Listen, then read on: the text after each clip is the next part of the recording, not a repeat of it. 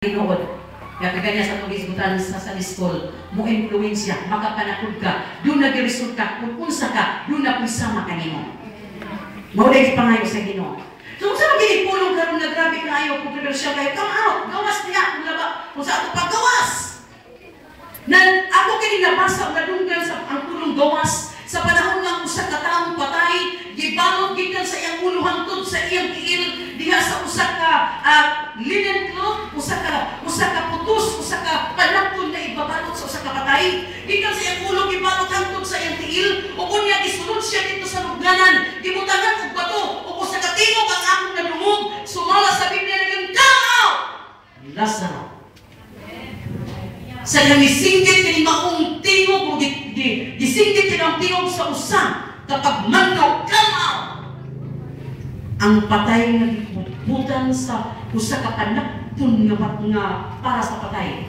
Mga mata dili makakita kay patay kung kunya gipuputan pa. Mga ilong dili makasipot kay patay na gipuputan pa. Mga baka nga dili makasulti kay patay na gibaatan pa. Ug ang mga kabot dili makahimo sa pagbayaw sa pagdaig kay gibaatan og patay na. Ang mga ilong dili makalakaw tungod kay patay og gibaatan apan niini panahona sa nagdadungog sa tingog sa pag-ingon. Come out, Lazaro! Mitindog ang patay. Migawas! Ukon niya, miatubang sa mga disipulo. Ukon niya mingon si Ginoong Hesus, balbali ninyo sila. Usa ka pulong nga kanunay kayong putiyot sa akong igdulungog, come out! Kung nga nang kiniman ang kanunay nga multo sa mga panahon nga ang Diyos magapadaya, gula ka mo gikan ni anak. Gawas gikan ni anak. Asa man kita magawas? Asa man kita magpapito? Asa man kita magpaingon? Ganong pagawason na kita. Ang uban na guna-guna na tingali pagawason ko aning nga relihiyon. Basi doon ay bagong relihiyon na diadam ang Diyos alang ka na ko. Uguni ako mugawas. Tingali mugawas ako gikan ni ining maong pagdumala. Tingali mugawas ako ni ining maong leader. Kung mangit ako lain nga leader. Tingali ang suko ka na ko maong pagpagawas. Pag-ingon ko ikaw, nga kini nga pulong nga migula sa mga ngabil sa Dios, kung nato siya mga ulipon, mao nga iya kitang ipagula. Muatras kita sa versikulo 16, nagaingon siya, and what agreement has a temple of God with idols? Kung sabay pakikilusaan sa templo sa Dios o sa mga Diyos. For you are the temple of the living God, as God has said, I will dwell in them and walk among them. I will be their God, and they shall be my people. Buot gayon ang Diyos na makahimos niya sa paglakaw uban kanimo. Magalakaw uban kanako. Magabuhat uban kanimo. Magabuhat uban kanako. Buot siya mupuyot diha kanimo. Mupuyot dinhi kanako. O buot ikaw niyang ilhon nga iya gayong katawhan.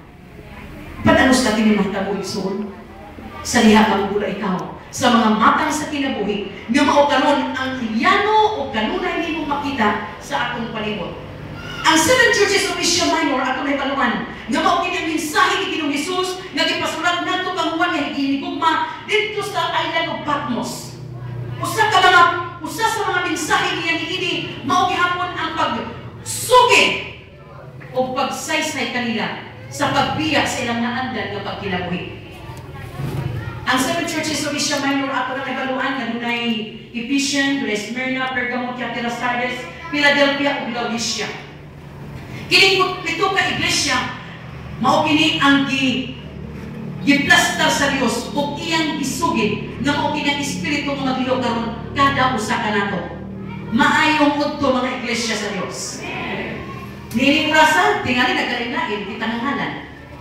Ang atong isudlan nabutang diha born again ako. Pero kada usa ka nato nakita kita sa Ginoo sa atong taras. Gitanaw kita sa Ginoo sa atong kinaiya. Gitanaw kita sa Ginoo sa atong pagkakita. Ug iya kitang hingandan kung kinsa kita. Ang iya nang ipanag-inini kini mao mga katawhan karon nga naa sa iglesia. Dunay pito ka matang sa espiritu. O kini pito ka matang mahimong ikaw, mahimong ako.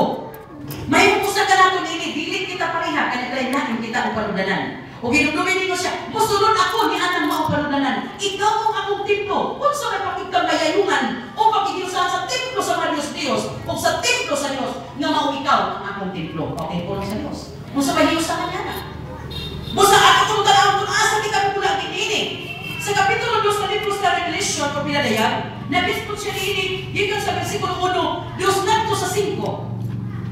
Sa gihisgutan nga iglesia sa Episo. Ako lang kinilak ni Kaligson, ako lang ingon kaganya, bato lang giniclare. Nga wag gigutuman niya ron. Gitagaan ta kaganya sa Sunday school, gitagaan na tagahom sa Ginoo. Nga dili control sa pagkaon. Sa diyan nagpuasa siya 40 ka adlaw, gidaog niya ang kagutom. Kung sa dito na siya, mao tuluran yung misyon na tulo ang iyang gihimo dito sa ending nini. Una nini, mao ang pagkaon iyang gidaog. Amen. So kaya daog naman, ing na nang imong tiyan, kaya kapag nung talagaw, ayaw pagreklamo tiyan. Lapigpikan ang tiyan niya kagdago. Na ayaw sa reklamo tiyan.